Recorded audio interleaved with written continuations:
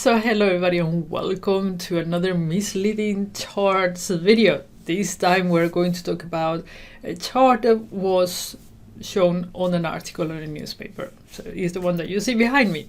It says like this: the Times leaves the rest behind in print and online. And to me this chart is misleading on the zoom out version. I'm going to explain you what I mean.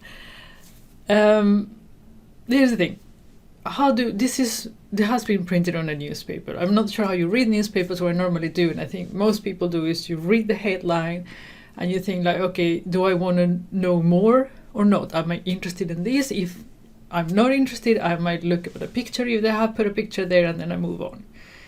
So if I would be reading this on the newspaper, I'm not so interested about newspaper sales, so I would see, oh, the Time leaves the rest behind, and then I see a very nice line chart pointing upwards to the sky, and they say, oh, they're doing well. And then I will see the chart, the other bar charts, and say, oh, great, and then I move on. Okay, that is the problem with this chart.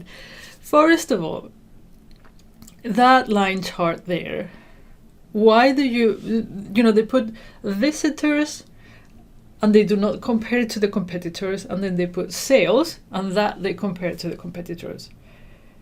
The fact that they are not putting visitors for the competitors, to me, is shady.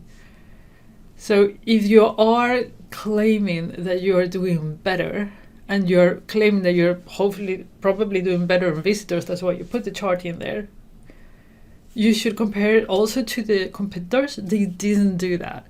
So they just put that up there. So it makes me wonder if in visitors online, maybe one of the competitors are doing better and they don't want to show it.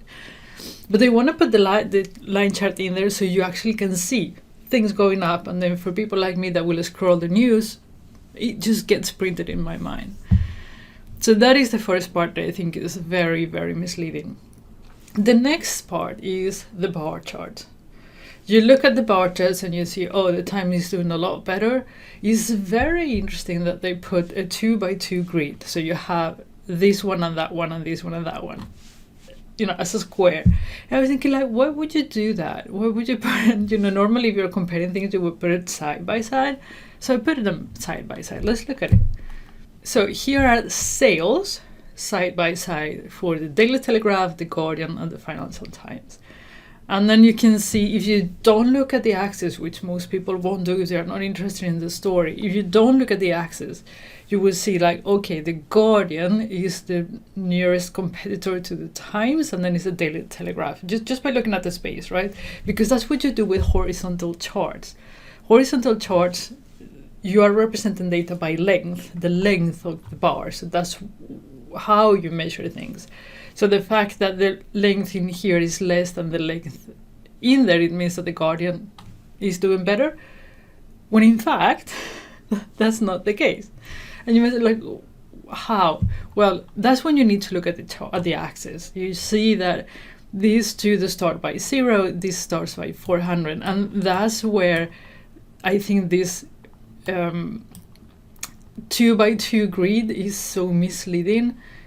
And maybe they are saying, no, but we put it in another place, so we're not really comparing it to each other in case they were being called out. I don't know. I shouldn't assume things anyhow. But this is completely misleading when you are cutting off if you cut off the chart, the axis on all of them. To me, that's fine. I know there's a lot of controversy around cutting off x-axis just because of that, because the measure is the length of the bar, and if you cut it off, you could mislead. I don't think if you cut it off everywhere, it wouldn't mislead, and I think it's actually quite nice to cut it off sometimes so you can actually see the numbers, right? So you can see how big the jump is. Even if you exaggerate it, it doesn't matter. But the fact that here they are cutting off just for the Daily Telegraph, here's what I did. I just got the, more or less, it's very difficult to see the numbers here, so I just make an approximation and created these things in Power BI. So let's look at it, how it would look like if we didn't cut off the axis. And that's, ladies and gentlemen, the actual picture of how this thing looks. So the Daily Telegraph is selling almost as much as the Times, even though in here you wouldn't be able to tell. Then you have the Guardian, which is not doing bad, and then the Financial Times. Like, now think for a second, why are you comparing the Times with the Financial Times? The Financial Times is a niche newspaper focusing on finance. The Times is a everyday newspaper, right? So a general newspaper. So I think just the fact you shouldn't compare yourself with the Financial Times, but the Financial Times is a well-known newspaper, so they probably want to share like we're doing better than them too, which I wouldn't compare them. They are not in the same category. But anyhow, this is the real picture. This is what they showed us. And that is how you can mislead with charts when you're cutting the axis on one of them, not on all of them. Again, if I would have cut everywhere, you would have still been able to see. Maybe we should do that. A few moments later. Okay, I'm back. I actually cut off the axis. So it goes from 80,000 to 600,000, right? On all three of them. And as you can see, it just doesn't change the picture that much. It looks very similar. It just has accentuates a little bit more the differences, but we're still not lying. So just cutting the axis, if you cut it everywhere, I don't think it's a problem. The problem is what they did here when they cut it just on one chart. So be careful when you're cutting charts.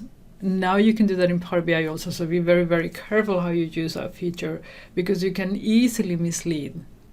Okay, so Ari shared actually this chart with me on Discord. I'm going to show you what it is. So as you can see, it shows mass shootings by president, and you have Reagan, Bush, Clinton, Bush Jr., and Obama. And you can see that the criteria is for 4 more people. And during the Obama term, there was 162 mass shootings. So this is what it read. On December 2nd, a website called TruthStream, any website that call themselves Truth, you should be wary of, TruthStream Media published a story titled, "Why Have There Been More Mass Shootings Under Obama Than the 4 Presidents Combined?" It included the chart that you see in here, and it said it was based on sources. They actually quoted the sources, probably to be more scientific and hoping that nobody would check them. But obviously somebody checked them. It is meant to be done. So somebody actually, the sources that they quoted, it was the Mother Jones database on mass shootings, which uses the 4 killed or more criteria, and the other ones were from Wikipedia. And that was the result. And people were not so very happy about this chart. Now, in order to understand what is wrong with this chart, you're probably going to need to do some research. So I'm not sure if you're up to it. Don't worry. I'll walk you through what was done in here, and it's actually a quite interesting way to mislead with charts. So I will see you next Wednesday, and we will crack this one then. Until then, take care, and I'll see you on Friday again.